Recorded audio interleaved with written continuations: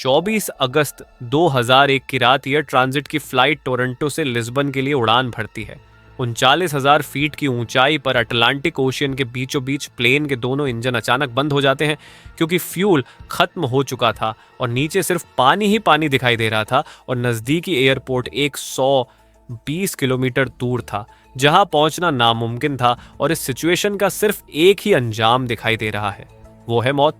क्या इस प्लेन का कोई चमत्कारी अंत हुआ? आइए जाने इस खौफनाक कहानी को जो आपको हैरान कर देगी। 23 अगस्त 2001 की शाम कैनेडियन एयरलाइन एयर ट्रांजिट की फ्लाइट टोरंटो एयरपोर्ट से पुर्तगाल के लिस्बन शहर जाने की तैयारी कर रही थी। अब क्योंकि यह 7 घंटे की नॉन स्टॉप फ्लाइट होने वाली थी तो regular service and maintenance check करने के बाद इसमें 48 मेट्रिक टन फ्यूल डाला गया। ये एयरबेस A330 प्लेन था जो उस समय का सबसे एडवांस और सबसे सेफ एयरक्राफ्ट माना जाता था। 48 वर्षीय कैप्टन रॉबर्ट पिश को 16,800 फ्लाइट घंटे का एक्सपीरियंस था, जबकि फर्स्ट ऑफिसर द दिगर भी 4,800 घंटे प्लेन उड़ा चुके थे और दोनों ही एयरबस A330 प्लेन को पहले भी कई बार उड़ा चुके थे। कुछ ही देर में फ्लाइट में 293 पैसेंजर्स और 13 क्रू मेंबर्स सवार हो जाते हैं और रात के करीब 9 बजे प्लेन टोरंटो के एयरपोर्ट से सफल उड़ान भरता अब पायलट धीरे धीरे लिस्बन ले जाने के लिए अटलांटिक ओशन की तरफ मोड़ लेते हैं। चंद ही मिनटों में प्लेन अपने क्रूजिंग एल्टीट्यूड 39,000 फीट तक पहुंच जाता है। अब इस तरह की लॉन्ग फ्लाइट्स पर पायलट का ज्यादा काम नहीं होता क्योंकि ज्यादातर काम ऑटो पायलट सिस्टम ही करता है। पायलट सिर्फ सिचुएशन मॉनिटर करते हैं और समय समय पर कंट्रोल टावर को अपनी लोकेशन से अपडेट देते रहते हैं। इस प्लेन को उड़ान भरे 4 घंटे गुजर चुके थे। अब तक सब कुछ नॉर्मल चल रहा था और प्लेन में सवार ज्यादातर पैसेंजर्स गहरी नींद में सो चुके थे। कुछ मिनटों में जहाज अटलांटिक ओशियन के बीचों बीच पहुंच चुका था।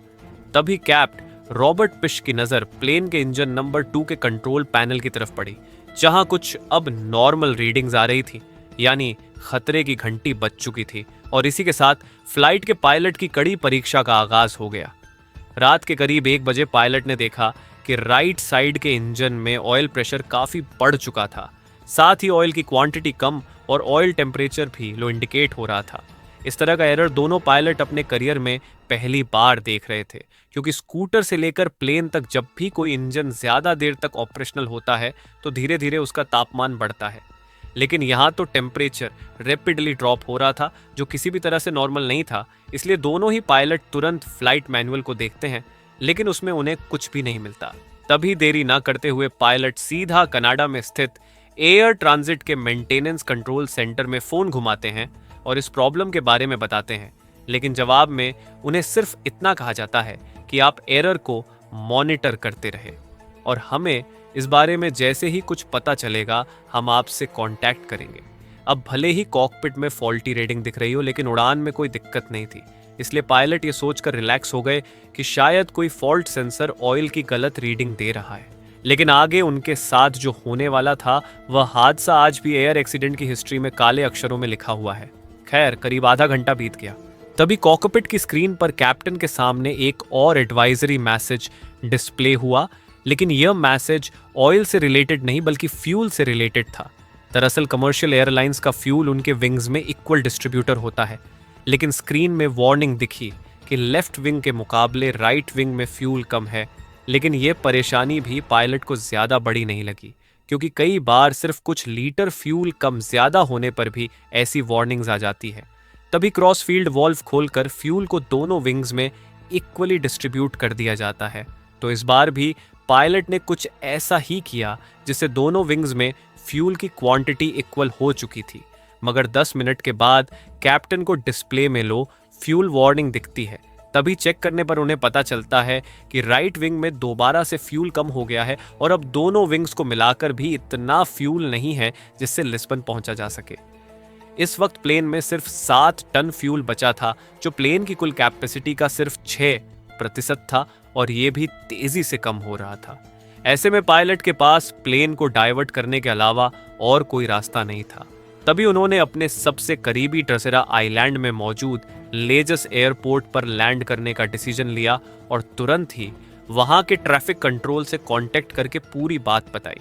लेकिन दोनों पायलट को यह सवाल खाए जा रहा था कि आखिर फ्यूल कम क्यों हो रहा है और क्या हम लेजस एयरपोर्ट पर पहुंच भी पाएंगे या फिर नहीं। तभी कैप्टन ने तुरंत फ्लाइट अटेंडेंट से कहा कि आप खिड़की से राइट विंग को चेक करो, क्या वहां से फ्यूल लीकेज तो नहीं हो रहा है।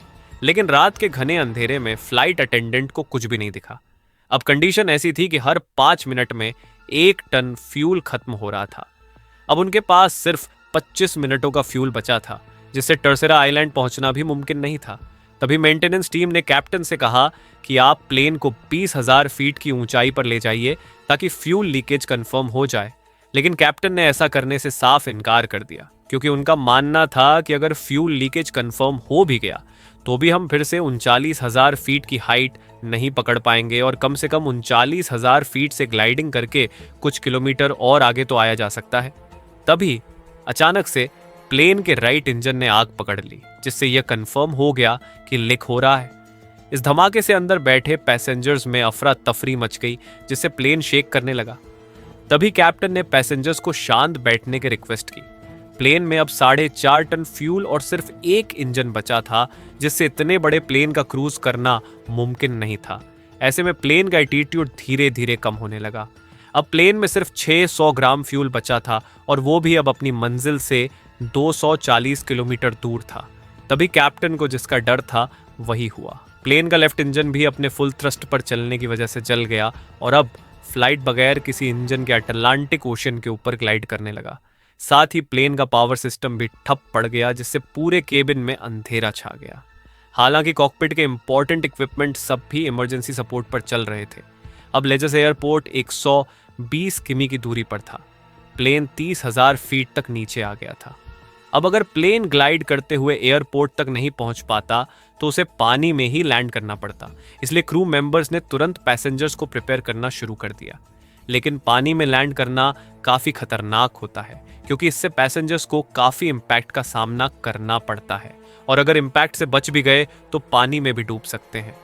अब भारी कमर्शियल प्लेन को ग्लाइड करना काफी मुश्किल होता है। सब कुछ प्लेन के बीच कंट्रोल पर निर्भर था, जिसे पायलट मैन्युअली लीवर से कंट्रोल कर रहे थे। प्लेन की ऊंचाई 200 फीट पर मिनट की रफ्तार से कम हो रही थी, यानी अगले 15 मिनट फ्लाइट में सवार 306 लोग की जिंदगी या मौत की दास्तान लिखने वाले थे। कुछ मिनटों बाद प्लेन और एयरपोर्ट के बीच का डिस्टेंस 15 किलोमीटर तक पहुंच चुका था। इतने डिस्टेंस पर फ्लाइट का एल्टीट्यूड 3,000 फीट रखने की सलाह दी जाती है, जबकि इस प्लेन का एल्टीट्यूड 13,000 फीट था। लेकिन अगर कैप्टन फ्लाइट को आगे की तरफ झुकाकर एल्टीट्यूड को तेजी से कम करते तो 90% चांस थे क्रैश लैंडिंग के। ऐसे में पायलट ने वहीं पर एक 360 डिग्री टर्न लगाया, जिससे प्लेन और एयरपोर्ट के बीच का डिस्टेंस तो उतना ही था, लेकिन एल्टीट्यूड 8,000 फीट से कम होकर 5,000 फीट तक पहुंच चुका था, जो रिकमेंडेड लेवल से अब भी 2,000 फीट ज्यादा था। लेकिन अब 360 डिग्री लगाना पॉसिबल नहीं था, इसलिए पायलट ने प्लेन को एयरपोर्ट के रनवे की तरफ मोड़ा और फिर कुछ एस टर्न्स लगाए। इस जिगजैग पैटर्न में आगे पीछे होने से प्लेन को एल्टीट्यूड कम करने का कुछ एक्स्ट्रा टाइम मिला। अब नॉर्मली लैंडिंग के वक्त प्लेन की नोज को ऊपर रखने के लिए फ्लिप्स और इंजन थ्रस्ट का इस्तेमाल किया जाता है, लेकिन पायलट इंजन थ्रस्ट के बिना फ्लिप्स को भी नहीं खोल सकते थे, क्योंकि ऐसा करने से फ्लब से मिलने वाला एयर ड्रैग प्लेन को और आगे झुका देता और क्रैश लैंडिंग हो जाती। इसलिए पायलट ने फ्लैप को बंद रखते हुए लैंडिंग करने का डिसीजन लिया, जिससे प्लेन और रनवे के बीच काफी तेज टक्कर हुई और 12 मिनट में 8 टायर फट गए, जिससे प्लेन स्केट करता हुआ एक तरफ खिसक रहा था। लेकिन कैप्टन ने बड़ी ही सूझबूझ से धीरे धीरे ब्रेक लगाई और आखिरकार प्लेन रुक गया। लेकिन तभी प्लेन की लैंडिंग गियर में बड़े धमाके के साथ आग भड़क उठी।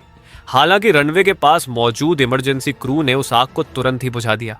इस तरह एयर ट्रांजिट फ्लाइट 236 के जाबाज पायलट ने 306 मुसाफिरों की जान बचाई और आज तक ये इतिहास का ऐसा इकलौता प्लेन है जिसने बगैर किसी इंजन के इतनी ज्यादा देर तक ग्लाइड करते हुए अपनी मंजिल तक पहुंचने का रिकॉर्ड बनाया है। लेकिन अब सवाल ये था कि गड़बड़ी हुई कहाँ थी इसे लेकर। जब इन्वेस्टिगेशन की गई तो पता चला कि टोरंटो में टेक ऑफ से पहले मेंटेनेंस के दौरान इंजीनियर्स ने प्लेन के इंजन का एक पार्ट चेंज किया था, जो परफेक्टली फिट नहीं हुआ। इसी वजह से इंजन की ऑपरेशनल कंडीशन में उस पार्ट में वाइब्रेशन होने लगी जिसने पास की फ्यूल लाइन को बर्स्ट कर दिया। वहीं पायलट की भी ये गलती बताई गई कि उन्होंने फ्यूल लीकेज पर ज़्यादा गौर नहीं किया और क्रॉसफिट वॉल्व काफ़ी देर तक खुला छोड़ दिया, जिससे इंजन 1 का फ्यूल भी इंजन 2 में जाकर लीक होने लगा और फ्यूल खत्म हो गया। अगर आप इस कंडीशन में रहते तो क्या करते ज़रूर बताइएगा, और ऐसे ही वीडियोज़ आप हमारे चैनल में देख सकते हो। Thank you.